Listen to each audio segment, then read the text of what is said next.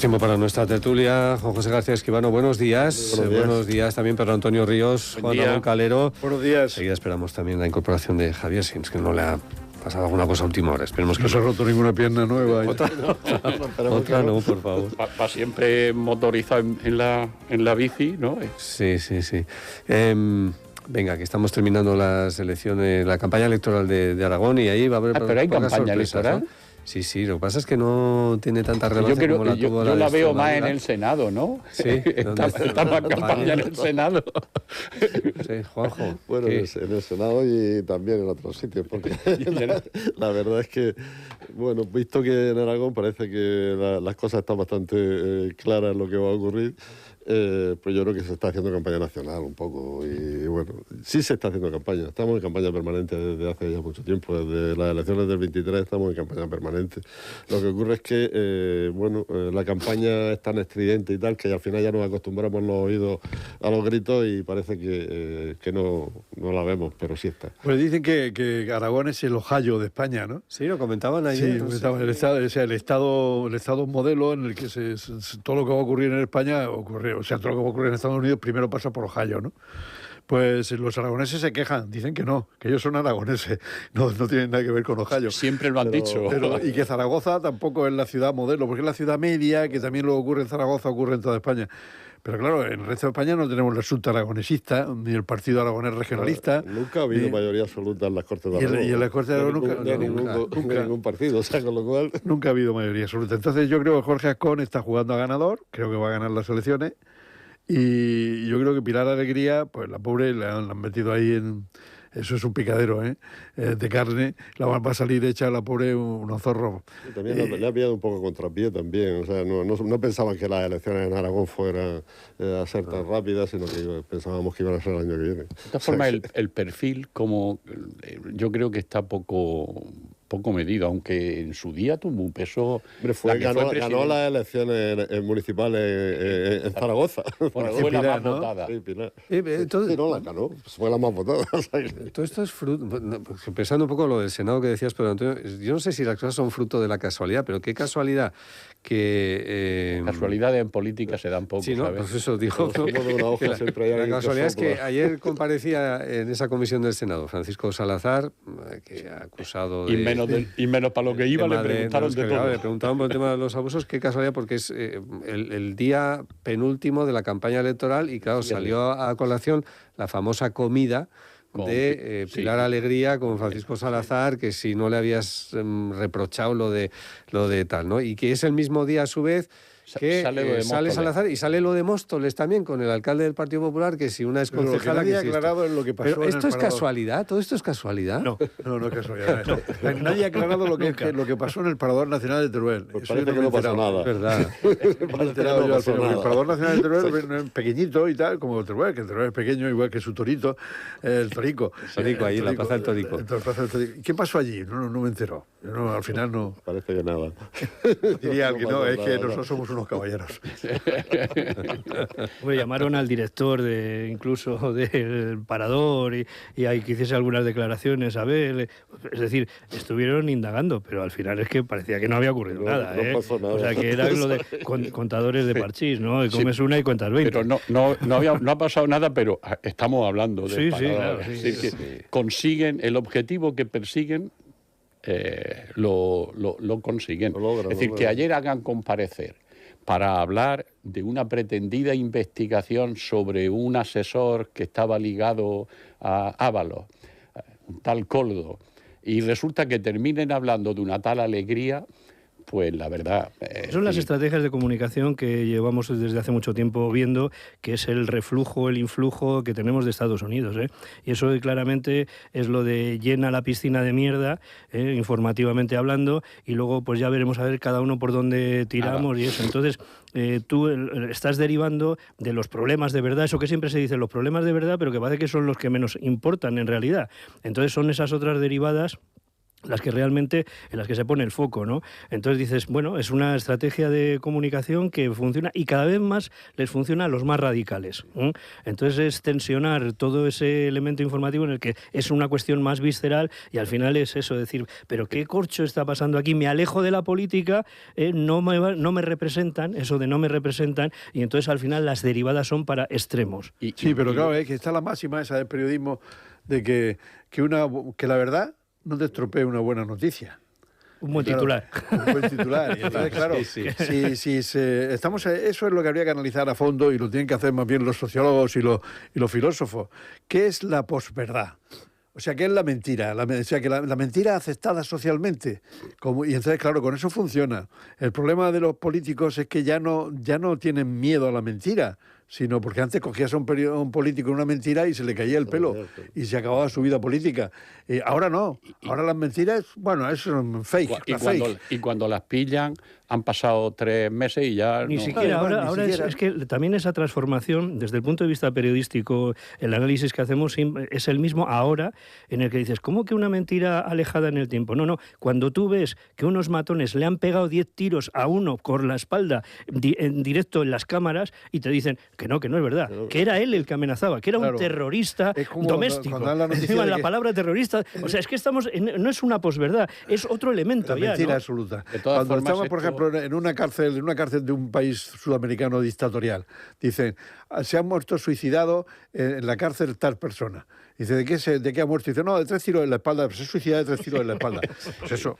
De todas formas, lo grave de esto, volviendo a Aragón, es pretendidamente un concepto de Estado de las autonomías donde lo que debe de primar es qué se va a hacer en Aragón, con las políticas de Aragón, con los recursos de Aragón, pues resulta que se trastoca y lo que va a pesar no tiene nada que ver con Aragón, tiene que ver con unas estrategias de medios y con las discusiones personales. Es decir, no se discute de qué propuesta haces tú para Aragón, qué hace el otro, se juegan otros valores. Entonces, en lugar de ir a una campaña autonómica, de corte autonómico, estamos permanentemente, que eso es el diseño que hace el PP, en una campaña nacional de deterioro del gobierno como centro de sacar algo, pero no el gobierno autónomo. Y vamos a elecciones autonómicas. Está trucándose todo lo que... ¿Tú te acuerdas, Pedro Antonio, y tú también te acordarás cuando en la Asamblea Regional, yo no estuve más que una legislatura, pero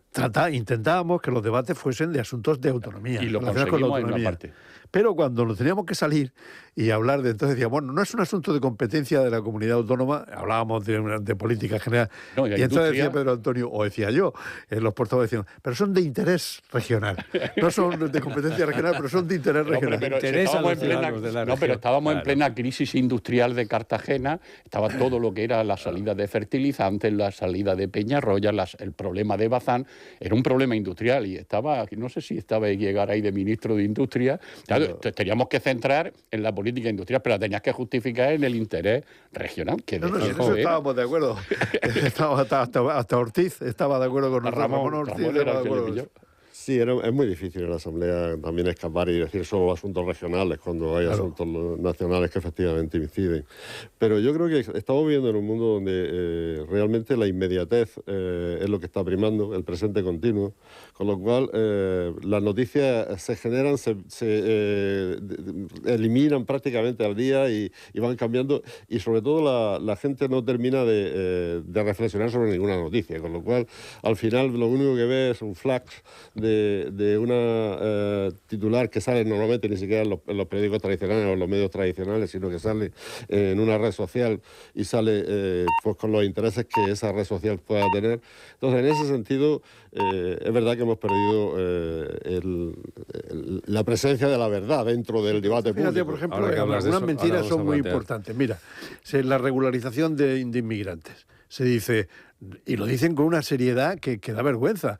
Dice, no, es que esta regularización de 500.000 personas que puede llegar a 800.000 no persigue ni muchísimo menos regularizar la vida de un inmigrante, sino persigue alterar el censo electoral. Que lo diga Isabel Díaz Ayuso, porque se lo ha escrito. Dice Isabel Díaz Ayuso, pues se lo ha escrito el otro, el Miguel Ángel Rodríguez, vale, porque ya sabemos quién es. Pero que lo diga el señor Feijóo, que quiere decir, no, aquí no vienen a repartir papeles ni a regular papeles, vienen a repartir papeletas, vienen a alterar el censo electoral. Eso es mentira. y se ha demostrado que es mentira, que una cosa es que tengas un permiso para trabajar en España y otra es la nacionalidad que te da derecho a votar. Jamás van a votar en elecciones políticas, van a votar en elecciones, hasta que no sean ciudadanos españoles, jamás van a votar en elecciones de carácter político, de elección de parlamento, ni autonómicas ni generales. Van a votar en las municipales donde residen, en la gestión. Donde residen, siempre y cuando haya... Y si haya convenio. Hay convenio. Si no, no. Pero al final lo de la mentira es repetida. Era Goebbels el que decía que una mentira muchas veces repetida termina siendo verdad. Creo que lo hace. El problema es que ahora no se hace desde el poder. Antiguo, siempre se ha usado. Es que hemos vivido durante 40 años cómo se usaba una mentira para decir esto, y se tergiversaba y se hundía a una persona. Claro. Ahora se monta desde dinámicas generales, exteriores, no ya al propio poder. Las cloacas podrán funcionar o no funcionar, pero lo utiliza todo el mundo. Y estamos hablando de eso. Eso me da pie a hablar un poco del tema de las redes sociales, que ahora mismo las tiene en el punto de mira el presidente del gobierno, a las grandes plataformas de las redes. ¿No será al revés que las plataformas lo tienen? Luego a él le han puesto en el punto de mira, pero ayer había un cierto contrasentido en el hecho de que decía, bueno, pues si Pedro Sánchez se mete con X o se mete con Telegram, luego pone todas esas cosas en X y en Telegram. Con lo cual, Yolanda Díaz, hay unas declaraciones que decía ella, yo ya me di de baja de Twitter, diciendo que es una postura más lógica, más razonable que estar criticando a Twitter, pero seguir haciendo proselitismo entre tu hipotético electorado, aprovechándote de Twitter y aprovechándote de Telegram, ¿no? Con lo cual dices, bueno, hay cierto contrasentido ahí, ¿no? Que no lo demostraba Yolanda Díaz, que decía, yo no creo que si estoy en contra de Twitter, no me voy a poner a... Pero no es así. Yo estoy en contra de Twitter, y es lo que de alguna manera está manifestando el gobierno. Estoy en contra de que Twitter efectivamente sea visto por determinadas personas que no tienen suficiente, en estos momentos, capacidad de discernimiento como para... los bulos y estas cosas también, ¿eh? Sí, pero bueno, y estoy en contra de que desde Twitter se puedan hacer cosas y que no se pueda perseguir de ninguna manera a los que están permitiendo que se hagan cosas en Twitter. Pero Twitter es una realidad que efectivamente buena parte de la población lo ve, y por tanto sería de estúpido no utilizar para que llegaran los mensajes. Está llamando estúpida a Yolanda Díaz. Entonces. No. Pues sí, ¿no? Y yo mismo que me di de baja de Twitter. Pero hay muchas formas de... Pero bueno, la realidad es la realidad. De protestar, pero siempre se ha dicho, bueno, siempre ha habido, y yo lo he conocido en la parte de la izquierda, entrar... Es decir, los sindicatos se generan dentro del sindicato vertical y los que están en contra del sistema lo que hacen es entrar al sistema para estar dentro y ahí funcionar. Es decir, que a mí no me parece un contrasentido. Lo que sí que me parece mal... Eso de los sindicatos verticales me ha llegado a mi alma. Yo creía que comisiones obreras se había formado en las parroquias. Bueno, también y desde las parroquias se han cogido. Y yo recuerdo que Miguel Campillo era el presidente del sindicato de la construcción del antiguo, y luego fue el secretario general de... Y luego cuando vino la transición, todos esos altos cargos azules se decían somos demócratas de toda la vida. Bueno, pero es que esos no eran azules, eso era otra fórmula. Y luego las instituciones, es decir, Vox es antisistema y lo que hace es meterse al sistema dentro del sistema. Al principio Podemos nacía como un contrapoder, sí, ¿no? Contra el poder, y lo que hacen es meterse en el poder. En cualquier caso, en esta situación de lo de Pedro Sánchez y el Twitter y este señor, es que hay señores que se creen que están por encima de todo y nadie les puede ni regular, parece que es que les creen, no, ni siquiera poder confrontar o criticar. Eso lo explicó Calvino ya hace mucho tiempo. Pues fíjate si ha pasado, si ha llovido. Si se ganaba mucho dinero en el mundo, en este mundo tenías más trozos de cielo. Sí, y eso es el calvinismo. Más Weber lo aplica a la política. Y que es calvinismo. Dice, hay mucha gente que son empresarios de éxito y que van dando lecciones de todo. Porque ganan mucho dinero y entonces empiezan a explicarte moral, filosofía, ciencias, te lo explican todo. Son unos absolutos ignorantes, porque lo que son buenos empresarios, no tiene. Y eso el calvinismo se da en los jefes estos de las redes sociales. Pero a mí este debate de las redes sociales me recuerda que hace 70 años, en el año 50 o así, había un gran debate en España y en todo el mundo sobre los efectos nocivos del tabaco. Y unos decían que sí, otros que no. Incluso los catedráticos de medicina fumaban. Tú ibas a una consulta a un médico y todo el mundo fumaba. Que no fuma usted. No fuma usted, estaban fumando y tal. Y ahora ya todo el mundo considera que tú puedes fumar, tienes libertad de fumar, pero eso es malo para la salud, muy malo para la salud y para las personas que te rodean. Y una persona enciende un cigarrillo en un sitio que estamos los demás y entonces lo miran con malos ojos. Pues lo mismo va a pasar con lo de las redes sociales. Las redes sociales, desde el principio habría que haber visto que es tóxico, que a través de las redes sociales se intoxica mucha gente y que, bueno, pues ya la gente lo irá descubriendo poco a poco. Dentro de unos años, dentro de 50 años, estarán ya prohibidas. Y se ha creado... Tienen un dominio importantísimo estos dueños de las redes sociales, porque si tenéis Telegram os habrá llegado, igual que a mí, el mensaje del dueño de Telegram advirtiéndome de toda la manipulación de este gobierno de España. Eso no es manipular, mandar un mensaje a alguien que no te lo ha pedido. Claro, por eso es que es una circunstancia que... Pero claro, también es que se produce la otra paradoja con la que yo no estoy de acuerdo con Yolanda Díaz. Yo creo que son plataformas de información. Hay 1.000 millones de usuarios en Telegram. Claro. Pero es que además, Alvise, el que actualmente sigue siendo eurodiputado, consiguió los 700.000 seguidores esos que se transformaron en votos. Y no salía ni en la prensa tradicional, ni en las radios, ni en nada. O sea, es a través de estas plataformas. Es decir, que el poder que tienen son real y se transforman en una posible manipulación de las propias democracias. Y yo creo que eso debemos de ser muy respetuosos con tenerlo muy en cuenta. O sea, que más allá de la puñetera batalla, y lo digo así, entre un líder de una nación pequeña con los grandes magnates, que no se sabe muy bien a quién beneficia más, si a unos o a otros, pero el hecho es que luego a mi teléfono móvil, el que tengo todo el día en mi mano, resulta que me envían mensajes concretísimos. Yo no sigo a Pedro Sánchez en las redes sociales, ni tengo ningún mensaje de él en Telegram, pero del dueño de Telegram sí me ha llegado un mensaje intentando condicionarme. Sí. Y yo creo que la imprenta fue un gran invento, ahí están los libros, ¿no? Sí. Pero esto de las redes sociales y tal, me parece que no son un invento de comunicación bueno. No, y económico. Porque ayer salían datos, es decir, 11.000, yo no sé, de millones de euros que han movido. Ya son una estructura de negocio. Sí, claro. Y una estructura de negocio económico, por tanto, sale un mecanismo por el cual se mide lo que yo puedo influir, la publicidad que meto, cuántas cosas recibe de publicidades, porque de turismo, de lo otro. O sea, la gente cuando usa, por ejemplo... Claro, has dejado de ser un consumidor y has pasado a ser una mercancía. Te analizan y te forman el algoritmo. Incluso más allá, gusta, a mí me llama muchísimo, llama muchísimo la atención el debate ese en el que parece como, ¿cómo van a detectar que quien abre una cuenta en Facebook, por decirlo así, ya sonaría muy viejuno, sería en TikTok, un niño, una niña, ¿cómo van a detectarlo? Si dice que no, que es mayor de edad, ¿cómo que no lo van a detectar? Lo mismo que detectan perfectamente que cada vez que yo abro TikTok, porque sí que tengo cuenta en TikTok, qué es lo que me interesa y me refuerzan eso todo el rato. Más aún, saben dónde voy. Porque cada vez que estoy en algún lugar, me resulta que, por ejemplo, uno de mis intereses, pues me saltan anuncios de restaurantes y demás. Fíjate tú, saben dónde estoy, saben lo que me gusta, saben lo que me interesa. Lo que compra. Y más aún, y pueden predecir que es lo que pueden predecir y pueden manipular, por lo tanto. Que se leyera Orwell y Aldous Huxley. La gente joven debería de leer libros y leer el 1984 de Orwell y El Mundo Feliz. Y me lo han regalado en Navidad otra vez. Y El Mundo Feliz de Aldous Huxley. Las dos cosas. Para darse cuenta de que lo más importante para un ser humano que se integra en una sociedad es garantizar su seguridad y su libertad. Pues ni la libertad ni la seguridad están garantizadas con las redes sociales. Y por lo tanto, yo creo que había que pensárselo. Yo se lo aconsejo a todos mis nietos, pero claro, no me hacen ni puñetero caso. Pero yo no tengo ninguna red social y ni siquiera tengo WhatsApp. Cuando me dice la gente WhatsApp es gratuito, pero la WhatsApp te estudia en tu gusto, te analiza, es gratuito, la mercancía eres tú. Y yo no tengo ni WhatsApp. Cuando alguien quiere hablar conmigo, que me llame por teléfono. Hasta ahí he llegado. Es lo que hago yo todos los jueves. Exacto. Juan Ramón, vas a venir a la tarde. Claro. Los demás nos mandan un WhatsApp. A los demás os mando un WhatsApp. Claro, yo no tengo ni WhatsApp. Afortunadamente, ¿eh?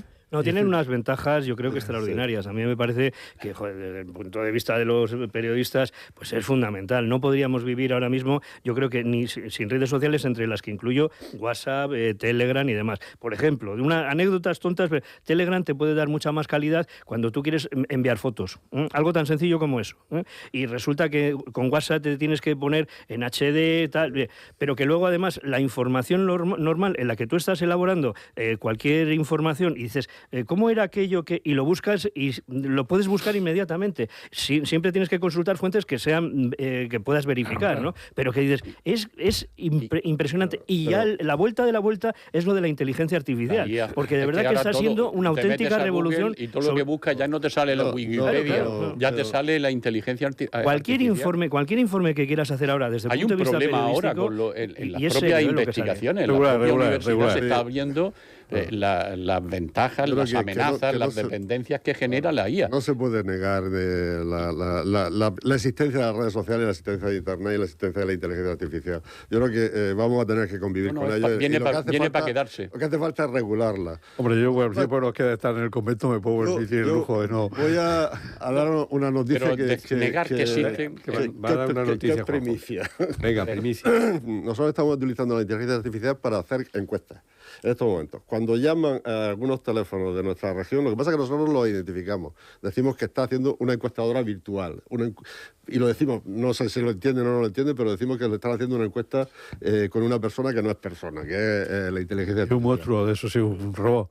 Lo estamos haciendo ya. En el próximo barómetro que se presentará dentro de no mucho, aproximadamente unas 40-50 encuestas, pues que estamos en periodo de prueba, están hechas ya con inteligencia artificial y claro, eso hace que de alguna manera pues podamos, por un lado, pues llamar a cualquier hora, porque llama la inteligencia artificial y no hay una persona allí que esté llamando. Evidentemente... puedes ampliar la muestra podemos también, ¿no? Ampliar, podemos... O sea que la inteligencia artificial no duerme, no desayuna, no come. No come. Y además podemos pedirle que ponga acento murciano o que ponga acento madrileño. Yo estoy integrado en un despacho. Estoy integrado en un despacho profesional. ¿La inteligencia para hacer las entrevistas o que vais a entrevistar a robots? No.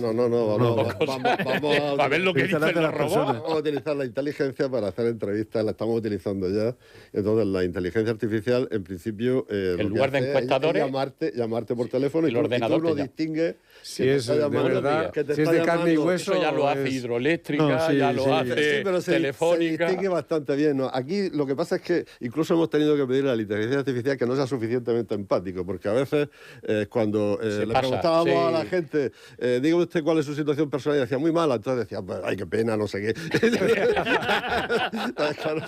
Bueno, yo conozco un amigo mío, un amigo mío que tenía un reloj de esos inteligentes y le consultó y le dijo, ¿tiene sentido la existencia? Y el reloj le contestó, eso no es pregunta para un reloj. Bueno, señal que estaba bien programado. Estaba bien programado, pero vamos, yo te voy a decir que yo estoy integrado en un despacho muy moderno, dirigido por gente joven, y que yo colaboro, y tienen inteligencia artificial, una inteligencia artificial carísima, y que especializada en la profesión, y es muy útil, te proporciona muchos datos, pero una vez le pregunté, hazme un informe sobre esto, y me dijo, ese informe tiene que hacerlo un profesional. Bueno, con lo cual, es verdad, además era verdad. Hombre, tiene que tener siempre la supervisión de un humano, pero la verdad es que hoy día la inteligencia artificial está utilizándose en muchísimos terrenos. En el terreno médico se está utilizando constantemente y en todos los terrenos y funciona. Oye, y una pregunta, tú eres profesor de la universidad. Yo soy profesor ¿Y de la cómo universidad. consigues controlar o saber? No consigo. Si un trabajo te lo ha hecho la inteligencia. Solamente lo estoy haciendo de una sola manera, y es que cuando terminamos de hacer algo, le pregunto personalmente al alumno y habla. Habla, sé que está hablando él. Volver a los exámenes orales. Pero es una cosa que decir, porque como toda esta voluntad de hacer trabajo, arte, uniforme y tal. No, eso ya he empezado a dejar de hacerlo y ya no lo hago. O sea, siempre ahora ya no hay trabajo. No, los trabajos estos que se hacen en casa. Esto de inteligencia artificial es una bandera también de los jóvenes, ¿no? Yo tengo una nieta de 12 años que el otro día, con un tono un poco paternalista, me dijo casi despectivamente, abuelo, ¿tú sabes lo que es la IA? Y digo, yo sí, porque además he visto la película de Spielberg de hace muchos años y tal. ¿Tú sabes lo que es el IVA? Y entonces me contestó que no. Y digo, bueno, ya te lo explicaré. Pero eso va a llevar más tiempo. Bueno. Pues llevamos las tertulias por unos derroteros que ya me pierdo, pierdo el hilo. Estábamos hablando de la inteligencia artificial, precisamente, bueno, me viene a la cabeza el tema del absentismo laboral, que ha vuelto a salir a raíz del informe que presentaba la Autoridad Independiente de Responsabilidad Fiscal, ¿no? Diciendo que los mayores, los trabajadores mayores nos cogemos menos bajas laborales que los jóvenes, y se ponía también el acento un poco en la atención primaria, ¿no? Y en las inspecciones, la necesidad de una mayor inspección, de un mayor seguimiento de las bajas laborales que están creciendo y siguen creciendo en los últimos años. Yo creo que los jóvenes las personas más jóvenes tienen un sentido diferente de la vida. Y entonces lo estamos viendo cuando hacemos encuestas a juventud, estamos viendo que priman algunas cosas que para nosotros no primaban. Para nosotros primaban a veces tener un buen trabajo, ascender, tener buen sueldo. Y ellos un coche y un piso. Para ellos les priman a veces el poder compatibilizar su trabajo con el ocio, o vivir en no sé dónde, o tener cerca a la familia. Le prima más que tener un buen sueldo. Entonces, en ese sentido, tienen el trabajo más secundario, de manera más secundaria que lo tenemos las generaciones anteriores. Entonces, yo creo que eso está pasando, y eso hace que también en determinado momento pues vayan hacia el médico y digan, bueno, pues me duele más que le dolía a mi abuelo. No, y sobre todo hay enfermedades que no pueden detectar los médicos con un análisis directo, porque, por ejemplo, estoy deprimido, es muy difícil. Tengo dolor de cabeza. Eso cómo se sabe si es verdad o no. Es muy difícil. Hay que ver por la parte de las empresas, si lo materializamos en algo concreto como eso, las bajas laborales, por parte de las empresas, cuando afectaría lo mismo a una pequeña que a una grande, pero cuando empiezas a mirarlo en términos de empresas de 1.000 trabajadores, en los que digas, oye, es que tengo todos los días, todos los días de manera permanente 50, 60 personas de baja, que tienen un puesto de trabajo que cubrir. Y resulta que se están alargando, que es lo que los sindicatos, algunos sindicatos ayer mismo estaban indicando, dice, es que eso también va en relación directa a que algunos trabajadores necesitan una intervención quirúrgica menor que podría hacerse en poco tiempo, pero la lista de espera hace que se vaya pues al futuro. Y claro, no puedes, entonces no se compatibiliza muy bien porque hubiese una mayor inspección, esa persona se operaría antes. No, quizás es que es una circunstancia que hay que verla en esos términos globales de la sociedad, en qué momento estamos, en el que eso, yo me imagino que tiene que ser terrorífico para una empresa grande de 5.000 trabajadores, porque además me lo han contado, ¿no? Que dice, oye, que es que tengo 300 tíos todos los días de baja. Y digo, perdonadla, porque eran conversaciones informales y por eso esa circunstancia porque no es para nada ningún desprecio, sino simplemente la circunstancia que recoges como empresa, que dices, oye, que es que esto ocurre siempre. Entonces, si la atención médica fuese anterior y rápida, o sea, que ya no se enfoca desde el punto de vista, son unos canallas que se han ido y están ahí. De todas formas, hay tres caminos. Es decir, ¿qué porcentaje de personal hoy joven estamos contratados a través de una ETT? Porque si tú estás en un periodo, es que la solución te la dan enseguida, no te renuevan. Por tanto, hay la parte de precariedad y la parte de contrato a través de ETT, esto lo tienen súper claro. Es decir, yo llevo trabajando un mes y he cogido unos días porque voy al médico, me dice no sé qué, fuera, no te renuevo. Por tanto, hay una parte. Y segundo, está el otro problema que quisieron tomar medidas, es contra los médicos de cabecera que daban bajas y entonces se le ponía una exigencia, pero es que ahora está la mutua. Es que cuando llevas 5 o 6 días de baja, la mutua te llama y es ella la que te controla y te revisa vía inspección. Es la que paga, claro. Y vía inspección. Es decir, que recursos y armas tienen. Otra cosa es la dinámica, porque estamos disponiéndolo en parte del trabajo, la dinámica por parte de la empresa de encariñar y hacer parte al trabajador de esa dinámica positiva. Esa parte que también es la que hace decir, oye, a mí me da igual que salga, pero en las empresas que tú dices, lo que yo no hago, o en la seguridad social, en un hospital, o en la el compañero tiene que hacer frente a lo que tú no estás. Claro. Y sustituirte, yo no sé lo que tardan en sustituir a un médico que está de baja o a una maestra que está de baja, pero te puedo asegurar que más de una semana en mandar el sustituto. Y mientras tanto, ¿quién es el compañero? Por tanto, el propio compañero está interesado en que si mañana me pasa, que sea lo más reducido. Hay resortes para responder a eso. Y no es la inspección para quitar los contratos. Lo que ha dicho Juanjo es muy preocupante.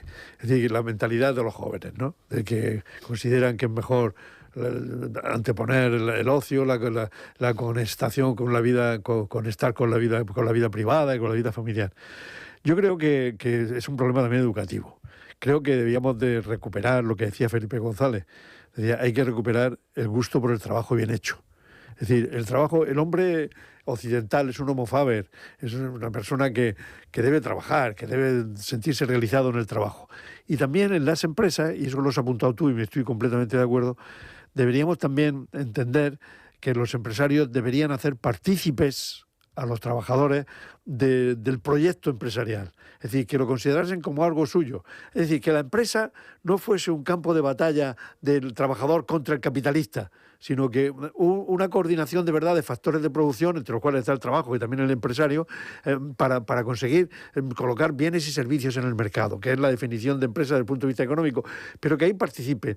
Antes se utilizaban técnicas como el accionariado obrero, como meter en los consejos de administración representantes de los trabajadores, técnicas que hagan que los trabajadores se den cuenta de que si la empresa va mal, porque ellos hacen dejación de sus funciones, les va a ir mal a ellos también. Y a los compañeros. Y a los compañeros les perjudica. Juan Ramos, eso es el mundo del cooperativismo. Juan Antonio Pereño estará encantado de estar escuchando. No. Pero es que es verdad. No, pero es que las cooperativas que funcionan bien son las que funcionan como una sociedad anónima.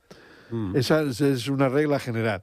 Y las cooperativas tienden a funcionar como una sociedad anónima al final, porque son las que funcionan bien. Pero es que las sociedades anónimas tienen que humanizarse. Es decir, yo he conocido trabajadores que han estado 40 y tantos años en la misma empresa, en Renfe, y eran los trenes yo hablaba con ellos como si los trenes fueran suyos, como los trenes fueran suyos, los de Telefónica, como si Telefónica fuera suya. Y yo creo que eso se puede conseguir. Y hay que decirle a la gente, está muy bien, pero por ejemplo, 4 meses porque haya parido tu mujer, te tienes que tomar de permiso, ¿de verdad? Habría que preguntarlo. Ahora Yolanda Díaz acaba de firmar 10 días por el fallecimiento de un familiar. ¿De verdad se necesitan 10 días por el fallecimiento de un familiar? De todas formas, no todo el mundo lo toma, ni todo el mundo lo toma, ni todo el mundo lo ejecuta. Ni la empresa te da la facilidad. Que Yolanda Díaz desde el gobierno diga esas cosas, pues... Ya, lo que pasa es que si tú, efectivamente, cuando fallece un familiar, te sientas en disposición de dar clase o de acudir a tu puesto de trabajo a los 2 días, pues vas. Murió mi madre no hace mucho y yo daba clases esa misma semana. Pero me sentía en disposición, podía darla. Pero hay personas que efectivamente... la tragedia es tan grande que lo mismo no pueden afrontar en 10 días. Pero eso no se puede generalizar. Pero hay que mantener un derecho y yo digo siempre que exactamente igual que... El principio de que a veces el dolor psicológico trabajando, es decir, en el desocupo es cuando te vienen todos los líos mentales. Igual que cuando se tiene que poner una fecha de jubilación, independientemente que después yo sería partidario de que después dejáramos que la gente se mantuviera en su puesto de trabajo el tiempo que se sintiera útil y pudiera hacerlo. Pero poner una fecha, porque si no, al final resulta que entonces lo que viene es que los poderosos tratan de que la gente se mantenga independientemente de que quiera o no quiera. Entonces, en eso pasa igual. Demos 10 días, aunque después la gente tenga la posibilidad de incorporarse a los 3 o los 4. Mira, hay una diferencia entre el mundo funcionarial y el mundo laboral. En el mundo funcionarial la jubilación es obligatoria. En el mundo funcionarial, incluyendo profesores, incluyendo sanitarios, que son... Y sin embargo, en el mundo laboral, la jubilación es un derecho. Y yo he tenido un caso laboral en el que un trabajador barbero de la base aérea de Alcantarilla lo jubilaron. Y entonces reclamó ante la jurisdicción social y la jurisdicción social dijo que no se podía jubilar porque era un derecho jubilarse o no. Y yo hablé con el general del ministerio de ¿qué hacemos con este señor? Y dice, no, lo vamos a readmitir. Y se tiene que estar cayendo a pedazos cortando el pelo a los soldados. Y yo no sé al final lo que habrá pasado, pero lo incorporaron y hasta que no se caiga a pedazos, pues ahí va a estar. El problema es el pelo de los soldados que fueran a pelar. Sí. ¿Cómo estaba la tijera para cortar el pelo? No lo sé, pero el hombre tenía derecho, no. Los quilones salían. En todo caso, lo que ha salido la reflexión de la diferencia, ¿no? De que las personas más mayores suelen coger menos bajas. Menos bajas, eso lo cuando dice precisamente, la estadística de la Seguridad Social. Cuando precisamente el avance de la edad tiene más reclamación de asistencia y de atención. Y el funcionamiento de la seguridad social es el mismo para uno que para otro, o de la sanidad concertada es lo mismo para uno que para otro. Y luego la diferencia entre personal a cuenta ajena y personal, me da la impresión que esto del asentismo es más universal. Los autónomos no se ponen enfermos. Los autónomos no pueden porque si no tienen empleados. Claro. Si no tienen empleados. Tú hablabas de la sustitución. Yo, por ejemplo, he estado 43 años en el ejercicio de mi profesión de abogado del Estado, sin una sola baja. Porque te ponías malo en agosto. Me ponía malo en agosto y yo no sabía que eso se podía recuperar. Pero lo cierto es que nosotros trabajábamos por objetivo.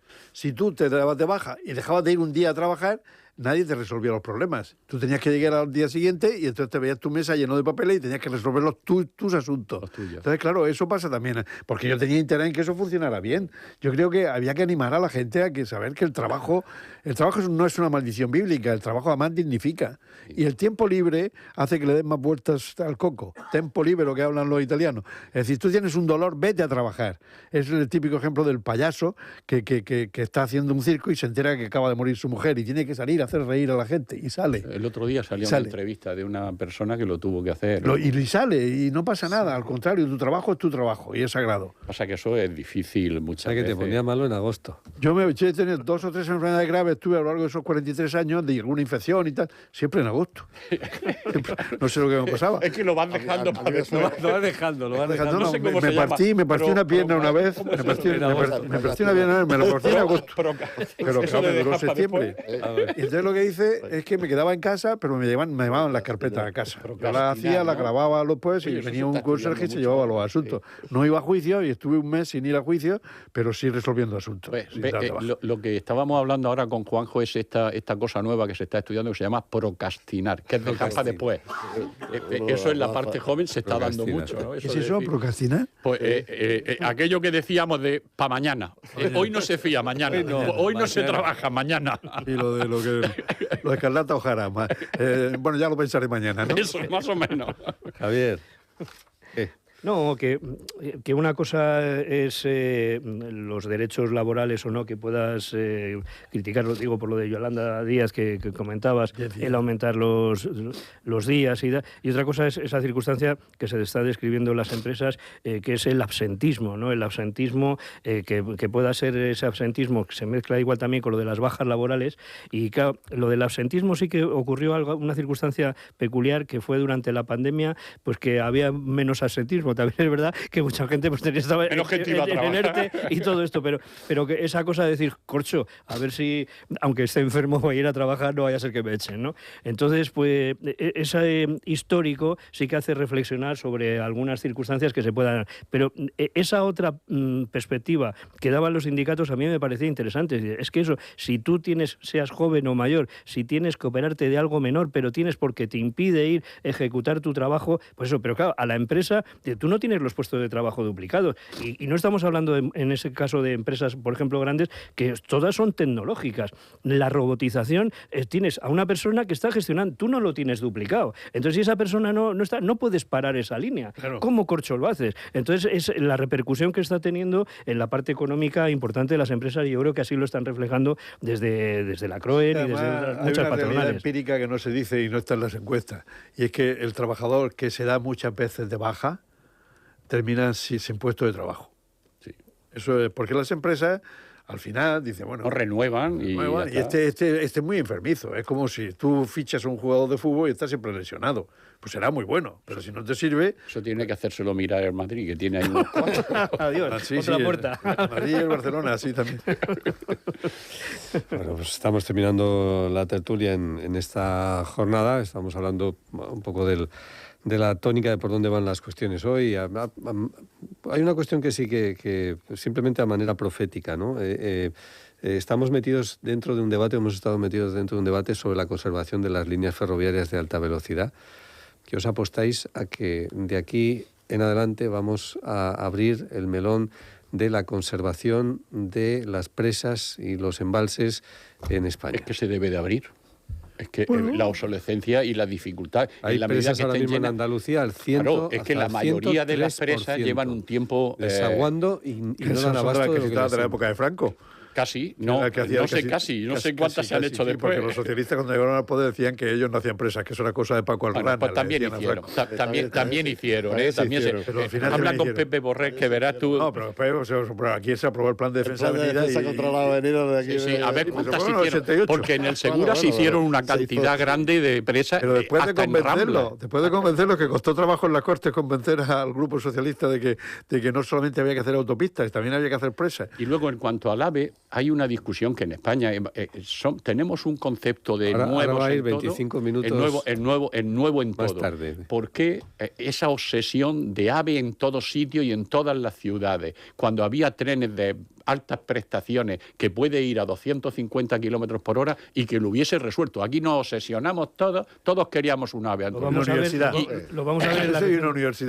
ver en la región de Murcia. En el momento en que se abra la línea de Chinchilla y si se supone que no alta velocidad sino velocidad alta, ese otro concepto... El doblado Camarilla fue una teoría que defendimos en su día. Del doblado Camarilla, o sea, una velocidad alta, no necesitamos ir por Cuenca, para nada. Iremos una hora antes. Es que iremos en trenes convencionales que van a esos 200 y pico kilómetros, pero que como el recorrido es menor y además tienen un mantenimiento menor y demás, efectivamente, pues lo haremos prácticamente el mismo y más barato que con el AVE. Todavía, eso es de la época de Borrell. De la época no, fue Carlos Collado. ¿Por qué se cerró la comunicación con Andalucía? Eso fue el gobierno del Estado. Los trenes los cierra el gobierno del Estado. Hay que restablecer 5.000 kilómetros de red viaria se relevantaron en esa época. El ministro aquel de Transportes se cerró un montón de líneas de Renfe en toda España. No, pero porque era la política. ¿Barón se apellidaba? Enrique Barón. Sí, pero él la empezó y luego siguieron después. Y eso duró hasta el plan, al PDI, hasta el plan director de infraestructuras que presentó. Pero ahora, por ejemplo, ayer hubo una noticia que yo creo que es sorprendente, que por primera vez en la historia se desaloja un pueblo entero, Grazalema, como consecuencia no del agua que cae, sino del agua que hay debajo. Claro, sí. Porque los geólogos han dicho que esa capa freática está saturada y que en cualquier momento, como es un terreno calcáreo, puede aquello colapsar y hundirse. O sea, no es por lo que cae, sino porque lo que cae se queda ahí y no sale la capa freática. La zona de mayor nivel... Con lo cual eso ya no es un problema de presa. Sí. Es un problema de escorrentía, de facilitar que no se sedimente de agua. Y quizás de cambio climático, porque en el pueblo que más ha llovido tradicionalmente siempre es Grazalema. Que es Grazalema. Que tengas que ir por exceso de agua, pues por eso, porque ha llovido como nunca. El cambio climático ya lo sabemos que estamos haciendo todo lo que podemos, ¿no? Pero mientras ni China, ni Estados Unidos, ni los grandes... ni Rusia hagan nada, pues no podemos hacer nada. De todos podemos hacer algo. Hombre, lo hacemos todos. Procuramos contaminar lo menos posible, ¿no? Eso es lo que debemos. Todavía queda mucho por hacer. Sí. Queda mucho por hacer. Sí, lo de los coches eléctricos. Sí. Por ejemplo. No sé, lo dicen así como los coches eléctricos. Hombre, es que no hay infraestructura es suficiente para hacer un viaje con un coche eléctrico. Hay que andar con la historia de saber dónde puedes recargar cada 200 kilómetros. Es un poco disparate. Pero la infraestructura hay que crearla y potenciar la sustitución de los coches de hidrocarburos por coches eléctricos. Me parece muy bien. Y los aviones, sobre todo las líneas. Los aviones contaminan más que los coches. Para eso vino el AVE, para quitar aviones. Y resulta que no se han reducido aviones y hemos metido lo otro. ¿Cómo un país como el nuestro tiene más kilómetros de AVE que tiene cualquier otro país europeo?